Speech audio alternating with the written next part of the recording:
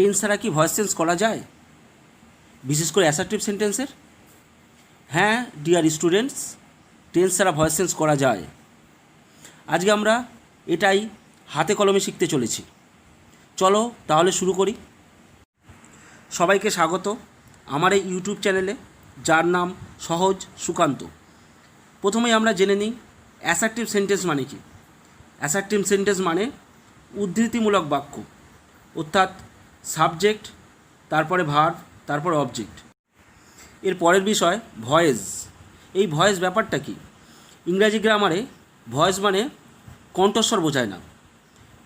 Voice মানে ক্রিয়ার প্রকাশভঙ্গি, অর্থাৎ সাবজেক্ট যদি কাজ করে তাকে বলবো অ্যাক্টিভ ভয়েস বা কর্তৃবাচ্য। যদি অবজেক্ট কাজ করে তাকে বলবো প্যাসিভ ভয়েস বা কর্মবাচ্য। অর্থাৎ অ্যাক্টিভ ভয়েসে সাবজেক্ট প্রথমে থাকে, তেমন প্যাসিভ ভয়েসে অবজেক্ট প্রথমে থাকে। তাহলে শুরু করা যাক অ্যাক্টিভ ভয়েস থেকে প্যাসিভ ভয়েসে পরিবর্তন করার নিয়ম। রুল নাম্বার 1, সাবজেক্টের নিচে অবজেক্ট আর অবজেক্টের নিচে বাই সাবজেক্ট বসে। কোনো কোনো সময় এই বাইয়ের পরিবর্তে টু উইথ অ্যাড বসতে পারে। এটা ব্যতিক্রমী নিয়ম, এটা অন্য কোনো লেসনে শিখব। রুল নাম্বার 2, মেইন ভার্বের থার্ড ফর্ম বা পাস্ট পার্টিসিপেল ফর্ম সবসময় হয়। একটা উদাহরণ নেওয়া যাক, টেক, টুক, টেকেন। টেকটা ফার্স্ট ফর্ম বা প্রেজেন্ট ফর্ম, টুকটা সেকেন্ড ফর্ম বা পাস্ট ফর্ম, টেকেনটা থার্ড ফর্ম বা past participle form. Rule number 3, helping verb বা সাহায্যকারী ক্রিয়ার পরিবর্তন। এটাকে আমি নাম্বার ABCD এই পয়েন্ট ওয়াইজ লিখেছি। যদি অ্যামিজার থাকে তাহলে এদের মধ্যে একটা বসে প্লাস বিইং বসে। যদি ওয়াজ ওয়ার থাকে তাহলে এদের মধ্যে একটা বসে প্লাস বিইং বসে। যদি শ্যাল বি উইল বি থাকে তাহলে এদের মধ্যে একটা বসে, পরে বিইং বসে। যদি ভার্বের সঙ্গে আইএনজি থাকে, অর্থাৎ ভার্ব প্লাস আইএনজি থাকে, সেখানেই BEING বিইং এই শব্দটাকে বসাতে হবে। চলো এবার কিছু উদাহরণ নিই, উদাহরণ না হলে এই ব্যাপারটা ক্লিয়ার হবে না। They are singing a song on the stage. এখানে subject they, object a song, সুতরাং দে এর নিচে এ সং আর এ সঙের নিচে বাই দেম।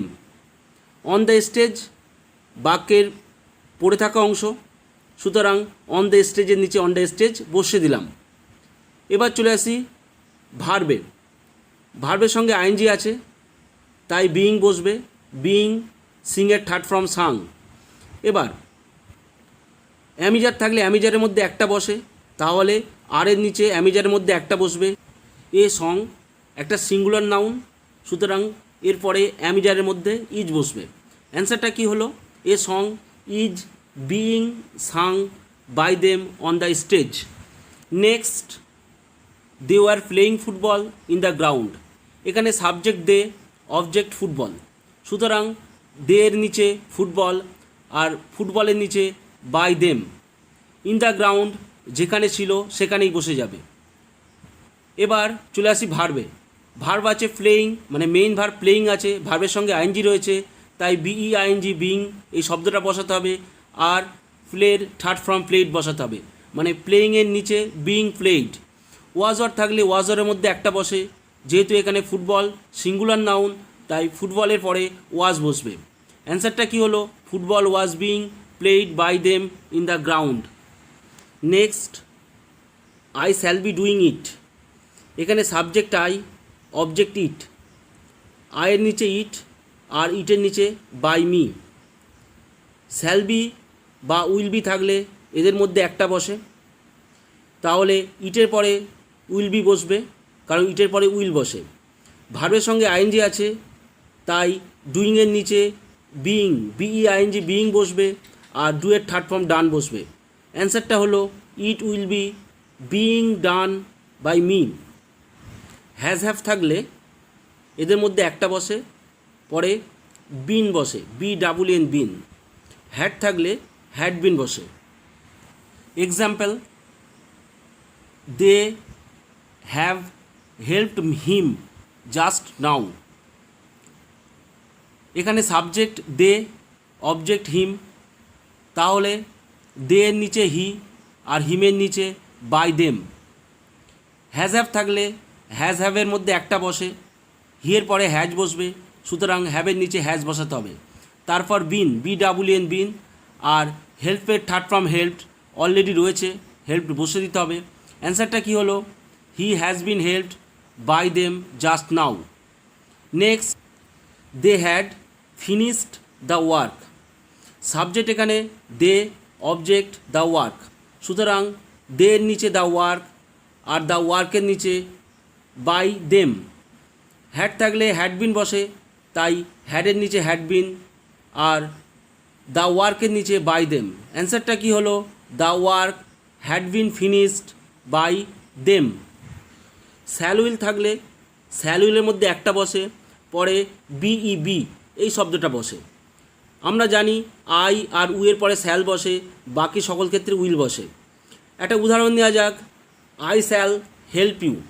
এখানে সাবজেক্ট আই, অবজেক্ট ইউ, সুতরাং আয়ের নিচে ইউ আর ইউর নিচে বাই মি, আইটা চেঞ্জ হয়ে মি হয়ে গেছে। শ্যাল উইল থাকলে শ্যাল উইলের মধ্যে একটা বসে, পরে বি বসে, ইউর পর উইল বসে, তাহলে ইউর পর বসবে উইল বি, হেল্পের থার্ড ফর্ম হেল্পড। অ্যান্সারটা হলো you will be helped by me. Shall have, will have থাকলে এদের মধ্যে একটা বসে, পরে BEEN বিন বসে। I shall have punished you. এখানে সাবজেক্ট আই, অবজেক্ট ইউ, সুতরাং আয়ের নিচে ইউ আর ইউর নিচে বাই মি, আইটা চেঞ্জ হয়ে মি হয়েছে। শ্যাল হ্যাভ উইল হ্যাভ থাকলে শ্যাল হ্যাভ উইল হ্যাভের মধ্যে একটা বসে, ইউর পরে উইল হ্যাভ বসবে, তারপরে বিন, BEEN বিন, আর পানিশড থার্ড ফর্মেই আছে। অ্যান্সারটা কী হলো? You will have been punished by me. এরপর কিছু modals, should, would, can, could, may, might, must, ought to. যা থাকে সেটাই বসে, পরে BEB বসে। উদাহরণ নেওয়া যাক, আই মাস্ট ডু ইট। এখানে সাবজেক্ট আই, অবজেক্ট ইট, আয়ের নিচে ইট, ইটের নিচে বাই মি। মাস্ট থাকলে মাস্ট, তারপরে বি, মাস্ট বি, ডু এর থার্ড ফর্ম ডান। অ্যান্সারটা কী হবে? It must be done by me. You can take it, subject you, object it, your নিচে ইট, ইটের নিচে বাই ইউ। ক্যান থাকলে ক্যান বি, টেকের থার্ড ফর্ম টেকেন। অ্যান্সারটা কী হবে? It can be taken by you. The boy should obey elders. Object elders, subject the বয়ের নিচে এল্ডার্স, এল্ডার্স নিচে দ্য বয়। শুড থাকলে should be, obeyed third form obeyed. অ্যান্সারটা কী হবে? Elders should be obeyed by the boy. Rule number 4, যদি এই সাহায্যকারী ক্রিয়াগুলি না থাকে, কোন সাহায্যকারী ক্রিয়া? Am is are, was were, has have, had, shall will, plus যে মডেলসগুলো বললাম, অর্থাৎ can, could, may, might, should, would, এইগুলি যদি না থাকে, তাহলে যদি মূল ক্রিয়া বা ক্রিয়ার প্রেজেন্ট ফর্ম বা ভার্বের সাথে এস বা ইএস বা ডু নট বা ডাজ নট থাকে, তাহলে অ্যামিজারের মধ্যে একটা বসাতে হবে। এখানে বিইং বসবে না, কারণ ভার্বের সঙ্গে আইএনজি থাকবে না। এবং যদি মেইন ভার্বের সেকেন্ড ফর্ম বা পাস্ট ফর্ম বা ডিড নট থাকে, তাহলে ওয়াজ ওয়ারের মধ্যে একটা বসাতে হবে। এখানেও বিইং বসবে না, BEING এই শব্দটা বসবে না, কারণ ভার্বের সঙ্গে আইএনজি থাকবে না। উদাহরণ নেওয়া যাক, he reads it daily. Subject he, object it, he এর নিচে ইট, ইটের নিচে বাই হিম। যেহেতু রিডের সঙ্গে এস রয়েছে, তাহলে অ্যামিজারের মধ্যে একটা বসাতে হবে, তাই ইজ বসালাম, আর রিডের থার্ড ফর্ম রিড। অ্যান্সারটা কী হলো? It is read by him daily. Next, they took it from me. Subject they, object it, সুতরাং দে এর নিচে ইট আর ইটের নিচে বাই দেম। টুকটা সেকেন্ড ফর্ম, টেকের সেকেন্ড ফর্ম বা পাস্ট ফর্ম টুক, সুতরাং টুকের নিচে ওয়াজ ওয়ারের মধ্যে একটা আর টুকের থার্ড ফর্ম টেকেন বসবে। ইটের পরে ওয়াজ বসে, তাই ওয়াজ বসালাম। অ্যান্সারটা হলো it was taken by them from me. Rule number 5, প্রোনাউনের পরিবর্তন। আই থাকলে মি, উই থাকলে আস, হি থাকলে হিম, সি থাকলে হার, দে থাকলে দেম এবং ইউ থাকলে বা কোনো নাম থাকলে তার কোনো পরিবর্তন হয় না। এখানেই শেষ আজকের আলোচনা টেন্স ছাড়া ভয়েস চেঞ্জ।